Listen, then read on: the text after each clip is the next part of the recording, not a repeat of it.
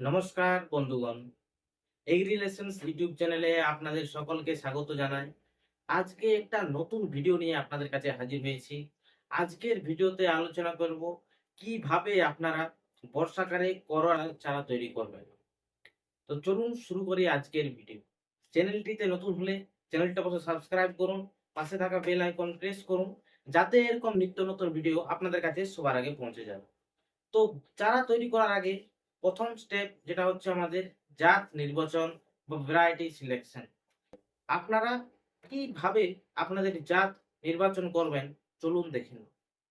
জাত নির্বাচন আপনারা আপনাদের মার্কেটের চাহিদা অনুযায়ী, ডিমান্ড অনুযায়ী আপনারা নামী ও বিশ্বস্ত সংস্থার কাছ থেকে বীজ সংগ্রহ করুন। বীজ সংগ্রহ আপনারা করার সময় দুটো জিনিস অবশ্যই মাথায় রাখুন: বীজের প্যাকেটের অঙ্কুরোদ্গম ক্ষমতা এবং বীজের জেনেটিক কোয়ালিটি দেখে কিন্তু বীজটি সংগ্রহ করুন। বীজ কেনা হয়ে গেলে পরবর্তী স্টেপ হচ্ছে বীজের অঙ্কুরোদ্গম ঘটানো। তো দেখে নিই কিভাবে আমরা বীজের অঙ্কুরোদ্গম ঘটাবো। তো বীজের অঙ্কুরোদ্গম ঘটানোর জন্য বীজগুলিকে প্রথমে আমাদের রোদে 20 থেকে 25 মিনিট শুকিয়ে নিতে হবে। বীজগুলি শুকিয়ে নেওয়ার পর সেগুলো ছায়াতে রেখে দিতে হবে। ছায়াতে রেখে নিয়ে পরবর্তী দিনে আমরা বীজগুলিকে একটি পুঁটলিতে বেঁধে নেব। পুঁটলিতে বেঁধে নেওয়ার পর বীজগুলিকে আমরা 12 থেকে 14 ঘন্টা জলেতে চুবিয়ে রেখে দেব।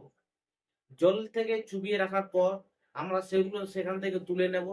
এবং বন্ধুগণ, আপনারা তো জানেন যে করলার বীজের ওপরে কিন্তু একটি আস্তরণ থাকে। সেই আস্তরণটা আমরা হালকাভাবে যদি ঘষে দিই তাহলে কিন্তু সে আস্তরণটা চলে যাবে এবং বীজের অঙ্কুরোদ্গম ক্ষমতা বাড়বে এবং বীজ ভালোভাবে অঙ্কুরোদ্গম হবে। তাই এই জিনিসটি অবশ্যই মাথায় রাখুন।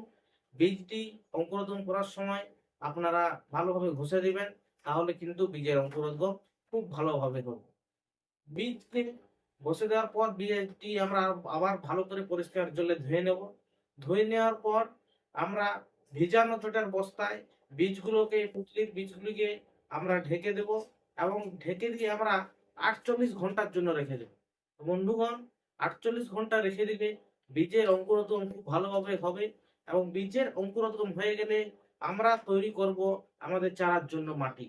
তো আমরা মাটি কিন্তু 2:1 রেশিওতে আমাদের মাটি তৈরি করব। তো মাটি আমরা কিভাবে তৈরি করব? মাটি আমরা 2 ভাগ মাটি এবং 1 ভাগ জৈব সার মিশ্রিত করে আমরা কিন্তু মাটি তৈরি করব।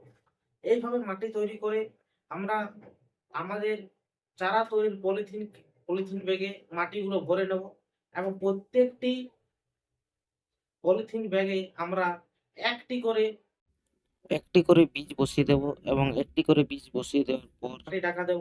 মাটি ঢাকা দেওয়ার পর ভালোভাবে সেগুলোতে জল দিয়ে দেব। জল দেওয়ার পর বন্ধুগণ, আপনারা দেখবেন যে 3 থেকে 4 দিন পর সেগুলো থেকে চারা বেরিয়ে এসছে এবং এইভাবে আপনারা চারা তৈরি করুন।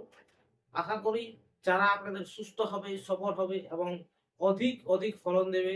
আশা করছি ভিডিওটি ভালো লেগেছে। ভিডিওটি ভালো লাগলে চ্যানেলটা অবশ্যই সাবস্ক্রাইব করুন, পাশে থাকা বেল আইকন প্রেস করুন।